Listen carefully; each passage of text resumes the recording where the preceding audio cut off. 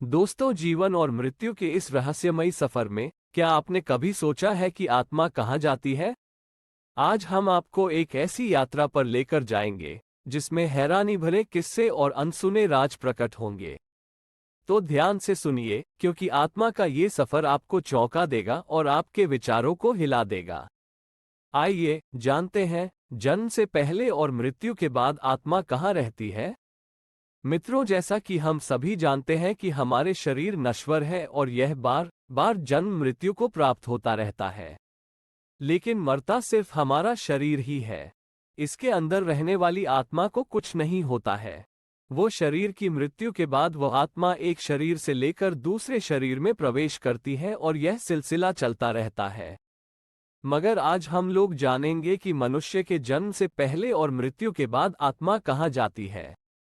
गरुड़ पुराण में वर्णित कथा के अनुसार जैसे ही एक आत्मा अपना शरीर का त्याग करती है तो उस आत्मा को परलोक ले जाने के लिए यम के दूत पहले से ही वहां मौजूद होते हैं।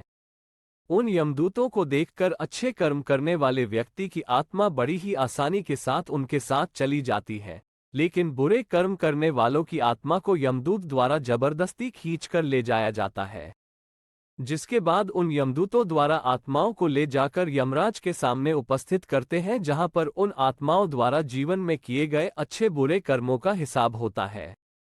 और 24 घंटे तक वो आत्मा यमलोक में ही रहती है।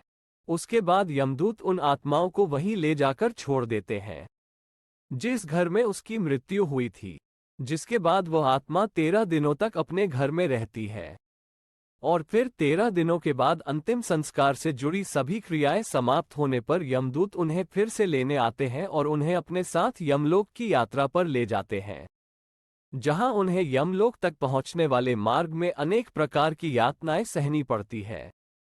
अगर मरने वाले की आत्मा पुण्य आत्मा हो तो वह बहुत ही आसानी से यमलोक के मार्ग को पार कर जाती है, और वही कोई दुराचारी एवं पापी आत्मा हो तो उन्हें यमलोक के मार्ग में बहुत अधिक कष्टों का सामना करना पड़ता है, जिसमें यमलोक के मार्ग में वैतरणी नदी भी आती है, जहां बुरी आत्माओं को इन नदी से होकर गुजरना पड़ता है, और ऐसा नहीं करने पर उन्हें यमदूतों के द्वारा प्रताड़ित किया जाता है। वैतरणी नदी को गंगा नदी का ही रौद्र रूप माना जाता है। ये नदी लाल रंग की होती है क्योंकि इसमें आग की लपटें निकलती रहती है। नदी पार करते हुए आत्मा को खतरनाक जीवों का दंश भी झेलना पड़ता है।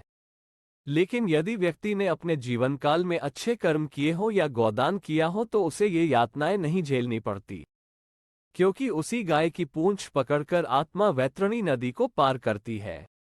यमलोक पहुंचने के बाद यमलोक से सती पुष्पद नाम की एक नदी मिलती है, जिसका जल स्वच्छ एवं उसमें कमल के पुष्प खिले हुए रहते हैं।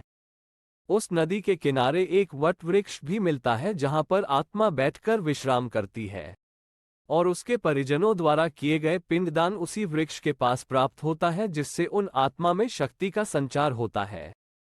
नदी पार करने के बाद जब आत्मा यमलोक में पहुंचती है तब आत्माओं को यमदूतों द्वारा यमराज की सभा में उपस्थित किया जाता है, जहां उनकी सभा में एक से एक बढ़कर ज्ञानी एवं विद्वान मौजूद रहते हैं।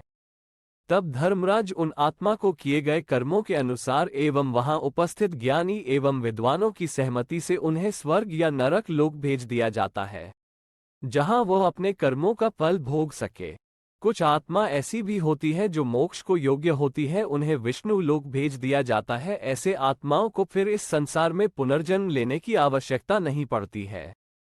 स्वर्ग गए हुए आत्मा देवताओं के जैसे शरीर प्राप्त करके अपने कर्मों का फल भोगती है, और नरक में वास करने वाली आत्माओं को भी एक दिव्य शरीर मिलता है, जिसकी मृत्यु नहीं होती है, परंतु इस शरीर में उन्हें नरक में मिलने वाले कष्ट एवं पीड़ा सहनी पड़ती है। स्वर्ग या नरक में गए हुए आत्माओं के जब कर्मफल का भोग पूरा हो जाता है तो फिर उन्हें पृथ्वी लोक पर आकर पुनः जन्म मृत्यु के चक्र में उलझना पड़ता है। स्वर्ग में गए हुए आत्मा फिर से मनुष्य योनि में जन्म लेकर अपना कर्म करने लगती है। नरक में रहने वाली बुरी आत्मा अपने कर्मों का फल भोगकर फिर से पृथ्वी लोक पर आकर पशु पक्षियों, पेड़ पौधे एवं 84 लाख योनियों भटकने के बाद फिर उन्हें मोक्ष प्राप्त करने के लिए मानव शरीर प्राप्त होता है। फिर भी आज के समय में लोग धर्म का आचरण छोड़कर गलत राह पर चलते हैं। इसका परिणाम लंबे समय तक भुगतना पड़ता है। ये कथा हमें ये सिखाती है कि मरने के बाद भी हमारी आत्मा का यात्रा जारी रहती है और हमारे कर्म हमें उस यात्रा में आगे बढ़ने का मार्ग दिखाते हैं। इसका अर्थ यह है कि हमें अपने जीवन में अच्छे कर्म करने का प्रयास करना चाहिए ताकि हमारी आत्मा का अगले जन्म में भी सफलता मिल सके और हम अपने अंतिम संस्कार में शांति और सुख के साथ विचरण कर सकें।